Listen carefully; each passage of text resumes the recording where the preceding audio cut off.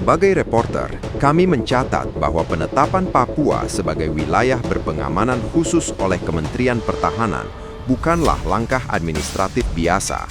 Kebijakan ini muncul setelah indikator risiko di lapangan menunjukkan peningkatan signifikan.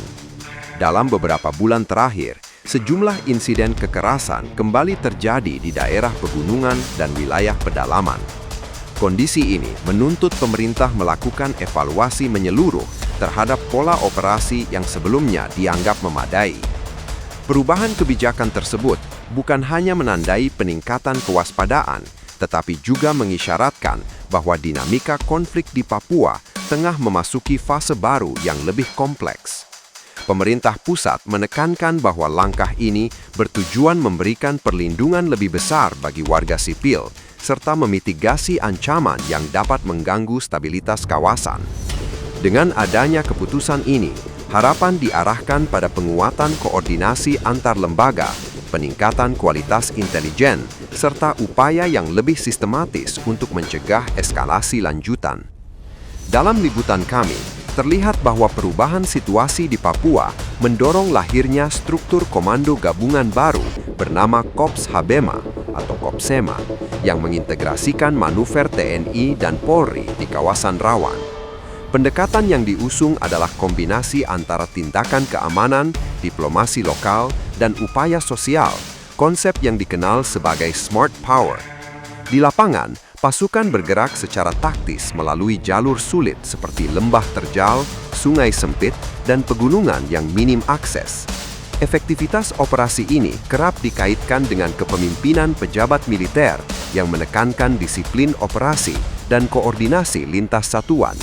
Namun, di balik keberhasilan yang dicatat, pertanyaan mendasar tetap muncul.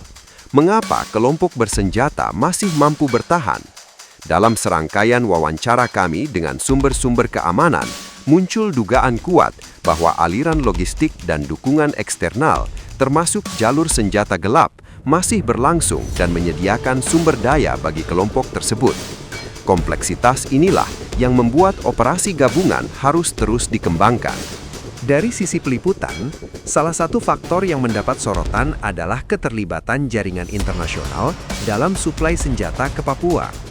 Kasus pembelian senjata ilegal oleh Anton Gobay dari Filipina menjadi contoh kecil dari persoalan yang jauh lebih luas. Menurut pengamat keamanan yang kami hubungi, peredaran senjata gelap memberi kemampuan bertahan yang signifikan bagi kelompok bersenjata, sekaligus menjelaskan mengapa mereka tetap dapat melancarkan serangan meski operasi penindakan berlangsung intensif. Bagi masyarakat sipil, keberadaan senjata ilegal ini menambah kekhawatiran karena ancaman dapat muncul secara tiba-tiba, bukan hanya bagi aparat, tetapi juga warga yang beraktivitas sehari-hari. Pemerintah berupaya memperketat pengawasan jalur masuk, mulai dari wilayah perbatasan hingga pelabuhan kecil di pesisir. Namun, medan Papua yang luas dan sulit dijangkau membuat upaya ini tidak mudah. Situasi ini mempertegas bahwa aspek logistik merupakan bagian krusial dalam memahami dinamika keamanan di Papua. Peliputan kami menemukan bahwa sejumlah pimpinan kelompok separatis kembali mengeluarkan ancaman kepada pejabat yang dianggap mendukung kebijakan pemerintah pusat. Ancaman tersebut menyebut pejabat dari tingkat gubernur hingga anggota DPRD. Dalam konteks jurnalistik, penting untuk menekankan bahwa pernyataan tersebut memengaruhi rasa aman bukan hanya bagi pejabat, tetapi juga bagi aparatur desa dan pekerja layanan publik. Salah satu insiden yang menjadi perhatian adalah penyergapan konvoi Kapolda Papua Tengah pada Oktober 2025 ketika aparat sedang melakukan evakuasi warga. Meskipun aparat berhasil mengambil langkah mitigasi, 4 anggota kepolisian mengalami luka-luka. Peristiwa ini kembali memperlihatkan betapa rentannya mobilitas aparat di wilayah tertentu. Dari perspektif masyarakat, ancaman semacam ini memperbesar tekanan psikologis dan menambah rasa ketidakpastian. Pemerintah terus menyampaikan bahwa keselamatan warga sipil merupakan prioritas utama, sekaligus menekankan pentingnya penegakan hukum yang tetap menghormati prinsip hak asasi manusia. Selama melakukan penelusuran lapangan, kami menemukan berbagai kasus penyerangan terhadap warga sipil, termasuk pekerja pembangunan dan pendatang yang menjalankan usaha kecil. Salah satu contohnya adalah peristiwa di Yahukimo, ketika seorang warga diserang oleh pelaku yang berpura-pura membeli bahan bakar. Aksi semacam ini menunjukkan bahwa sebagian pelaku memanfaatkan kerentanan ekonomi masyarakat untuk melancarkan ancaman. Meski demikian, proses pemulihan terus dilakukan pemerintah dan aparat keamanan, terutama di wilayah-wilayah yang sebelumnya dianggap sebagai titik merah. Intan Jaya, misalnya, perlahan menunjukkan stabilitas baru dengan aktivitas sosial dan ekonomi yang mulai pulih.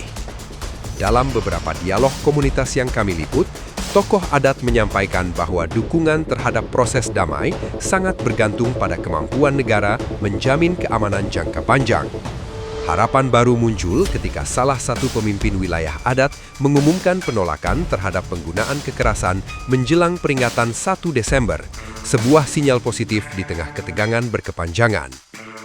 Berdasarkan laporan yang kami himpun, operasi gabungan TNI Polri melalui Operasi Damai Kartens dan Kops Habema mulai menunjukkan dampak strategis. Dalam beberapa kesempatan, sejumlah anggota kelompok bersenjata memilih menyerahkan diri dan kembali ke masyarakat. Pada Juli, 4 anggota kelompok di Puncak, Papua Tengah secara sukarela menyatakan kesetiaan kepada NKRI, disaksikan tokoh agama dan adat setempat.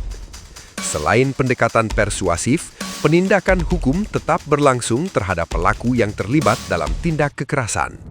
Penyergapan di salah satu distrik berhasil melumpuhkan 3 anggota kelompok, dan aparat menemukan senjata yang sebelumnya dilaporkan hilang pada 2019.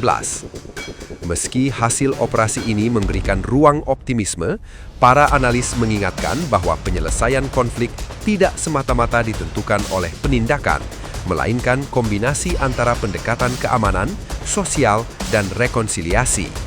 Reporter di lapangan terus memantau bagaimana kebijakan ini memengaruhi dinamika masyarakat setempat. Perkembangan terbaru dari operasi keamanan menunjukkan bahwa aparat berhasil menangkap beberapa individu yang diduga memiliki peran penting dalam jaringan logistik maupun intelijen kelompok bersenjata. Salah satunya adalah penangkapan Mam Taplo pada 22 November, seorang buronan kasus penyerangan tenaga kesehatan pada 2021. Selain itu, aparat juga menyergap 2 orang yang disebut menjalankan fungsi intelijen di jalur ilegal perbatasan dengan Papua Nugini. Dalam penyergapan tersebut ditemukan sejumlah dokumen yang diduga terkait rencana peringatan 1 Desember. Penangkapan terhadap tokoh seperti Dubi Kogoya di Lanijaya menambah daftar keberhasilan aparat. Dalam konferensi pers, pejabat keamanan menyatakan bahwa upaya ini bertujuan mempersempit ruang gerak kelompok bersenjata dan memutus alur informasi mereka. Dari sudut pandang peliputan, langkah-langkah ini memperlihatkan arah operasi negara yang kini tidak hanya menargetkan pelaku lapangan, tetapi juga struktur pendukung dan jaringan logistik di baliknya. Data dari Center for Strategic and International Studies menunjukkan bahwa sejak Januari hingga September 2025, jumlah korban terkait kekerasan di Papua mencapai 141 jiwa, dengan 108 meninggal dunia dan 33 lainnya luka-luka. Warga sipil menjadi kelompok yang paling terdampak dengan 64 korban. Dari sisi kelompok bersenjata, terdapat 34 orang yang dinyatakan tewas, sementara aparat TNI dan Polri mencatat 10 korban jiwa. Sebagai reporter, kami melihat bahwa angka ini mencerminkan tingginya resiko yang dihadapi semua pihak. Persebaran insiden umumnya terjadi di wilayah pegunungan, area yang secara geografis sulit dijangkau dan memberikan keuntungan taktis bagi pihak yang melakukan serangan. Kondisi alam Papua yang ekstrim memperlambat respons aparat, sementara kelompok bersenjata memanfaatkan rute-rute kecil untuk bergerak cepat. Statistik tersebut menegaskan bahwa konflik Papua bukan hanya persoalan keamanan, tetapi juga krisis kemanusiaan yang memukul kehidupan masyarakat sehari-hari. Dalam setiap eskalasi, ruang publik selalu dipenuhi narasi yang saling bertentangan. Kelompok bersenjata menuduh aparat melakukan pelanggaran dan menyebut bahwa masyarakat hidup dalam ketakutan akibat operasi keamanan. Pemerintah membantah klaim tersebut dan menegaskan bahwa operasi dilakukan untuk melindungi warga serta menjaga keutuhan wilayah. Kementerian Pertahanan menyatakan bahwa ancaman separatisme tidak bisa dilepaskan dari dinamika geopolitik kawasan. Di sisi lain, Kementerian HAM mengingatkan pentingnya memastikan perlindungan warga sipil sebagai prioritas utama. Dari perspektif jurnalistik, penting untuk menjaga keseimbangan informasi dengan memeriksa fakta di lapangan dan mendengarkan suara masyarakat yang menjadi pihak paling rentan. Sengkarut narasi ini menunjukkan bahwa penyelesaian konflik tidak cukup melalui operasi keamanan. Pendekatan dialog dan rekonsiliasi tetap menjadi pilar yang harus diperkuat untuk membangun kepercayaan di antara berbagai kelompok. Dalam berbagai wawancara kami dengan tokoh adat, akademisi, dan aparat keamanan, terlihat bahwa harapan perdamaian masih hidup meski situasi di Papua penuh tantangan. Ketua Komisi 1 DPR misalnya mendorong agar seluruh pihak memulai babak baru rekonsiliasi dengan menempatkan persatuan nasional sebagai landasan utama. Menurut pandangan sejumlah pengamat, solusi jangka panjang memerlukan pembangunan berkelanjutan, pemberdayaan masyarakat adat, serta upaya membuka ruang dialog yang jujur dan setara. Di sisi lain, kehadiran negara perlu ditunjukkan melalui layanan publik yang efektif dan penghormatan terhadap hak masyarakat lokal. Meski jalan menuju perdamaian tidak mudah, sejumlah perkembangan positif seperti penyerahan diri anggota kelompok bersenjata dan penolakan kekerasan oleh tokoh adat memberikan secercah optimisme. Sebagai reporter, kami melihat bahwa masa depan Papua sangat ditentukan oleh kemampuan semua pihak untuk menahan diri, membangun kepercayaan, dan bekerja bersama menuju stabilitas yang berkelanjutan.